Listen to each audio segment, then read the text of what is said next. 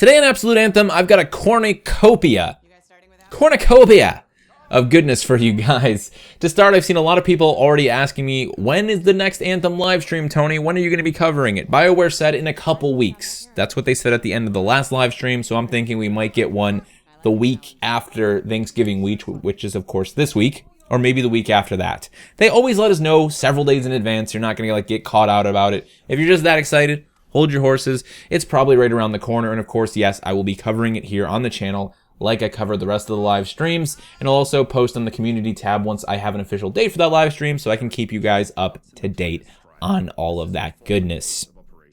Now, the last few days, I've been thinking quite a bit about how I could put together a sort of Thanksgiving or holiday-themed Anthem episode. How can I talk a lot about Anthem the game while also being able to close out with my typical Thanksgiving discussion, what I'm thankful for, speech/conversation. And then it clicked.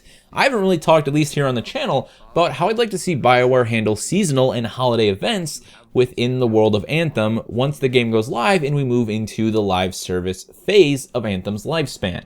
So, let's do that. Let's do that today.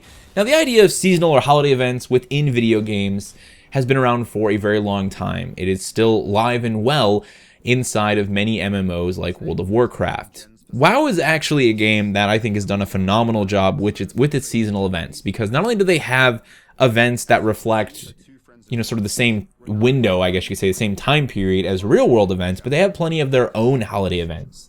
Like just small things like the fishing tournaments. That stuff's really cool. I love that. I love having the sort of pseudo-holidays that reflect the real-world holidays, and I love it even more when those holidays take on their own purpose within that game's world. So for Anthem, I don't want to see just a Halloween event that's actually Halloween, or inspired by Halloween, or Hallows Eve, or Samhain, or whatever. And the same thing for winter, and the same thing for 4th of July or spring. I want to see them celebrate their own in-game holidays, if you will. What do the people within the walls of Fort Tarsis have to celebrate during different points throughout the year?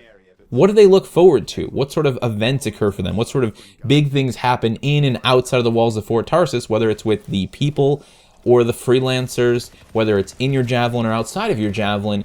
Those are the things I want to experience in those seasonal and holiday events. And I think Bungie's actually done a pretty decent job as of late. I loved their recent holiday event because it was a perfect blend of the things we had gotten in the past with their Halloween event, with their festival, the paper masks, the little trick-or-treating aspect of it all. That stuff was fun. It was enough Halloween and also enough their own thing that I think it did a good job.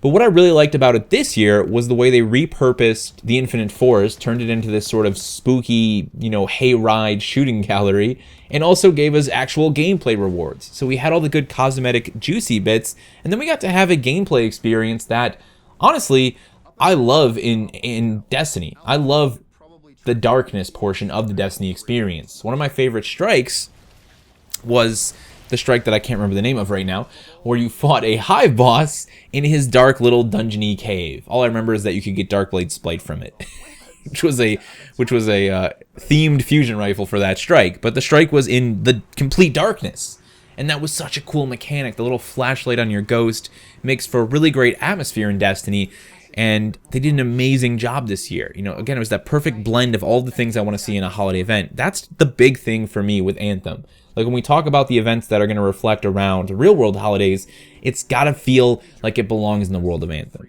It's got to feel like it's its own thing, even if it takes a little bit from the real-world holiday.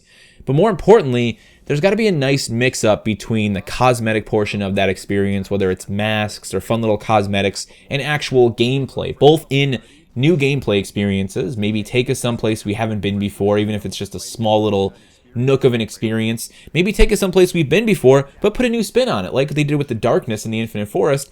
Give us an opportunity to experience something we've experienced potentially hundreds of times before, but in a new light, in a slightly different way with a bit of a twist on it. Affect the way our gameplay works. Disable our flight systems. Make us fight on the ground for a little bit and really feel what it's like to struggle without the ability to fly in Anthem. Things like that. Whatever obviously works best from the development perspective, but those are the sorts of changes I want to see. And then to close it out, I do want some actual gameplay rewards. It doesn't have to be an event focused entirely on giving us actual in-game, loot. like weapons and, you know, actual mods and stuff like that. It can be a bunch of cosmetics, but yeah, I want to earn maybe a special weapon. You know, I want to get a unique grenade launcher maybe. I want to get a unique machine pistol or something like that. You know, I want something themed for that event that I can also use in gameplay that then stands out through the rest of the year to say, hey, I got this from the darkest day of the darkest month of the year event in Anthem. Check it out, man. This machine pistol, you can't get it anywhere else. Look how cool that thing is. Look at the cool perk it has on it that's maybe entirely unique to that particular machine pistol.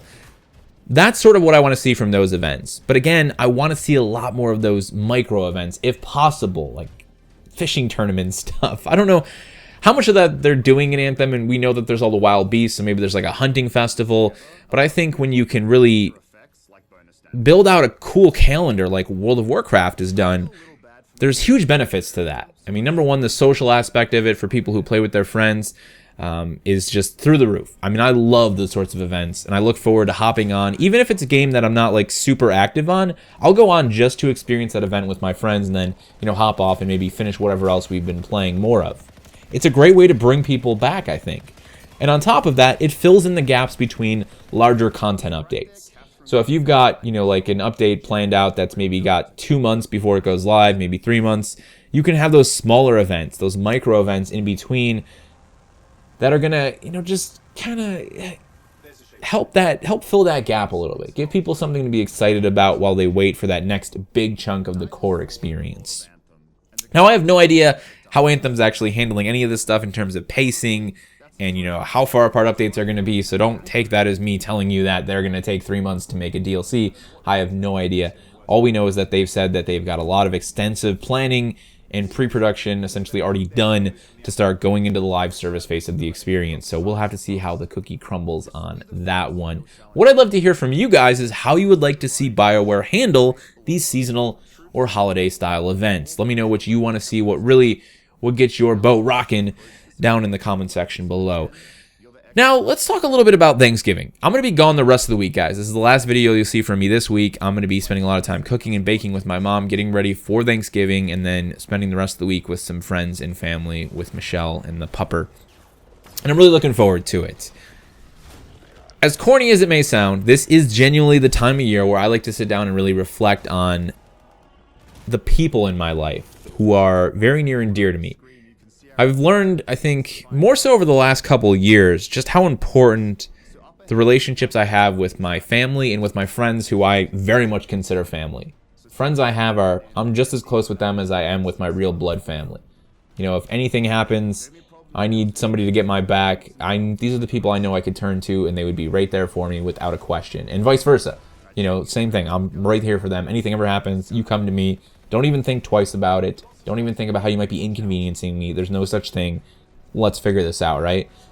Those relationships are so powerful. They're so important to me, and they've become more important, I think, as I've gotten older and just, you know, buying a house with Michelle and so many things that have happened in my life recently. I've just realized how much those things matter to me.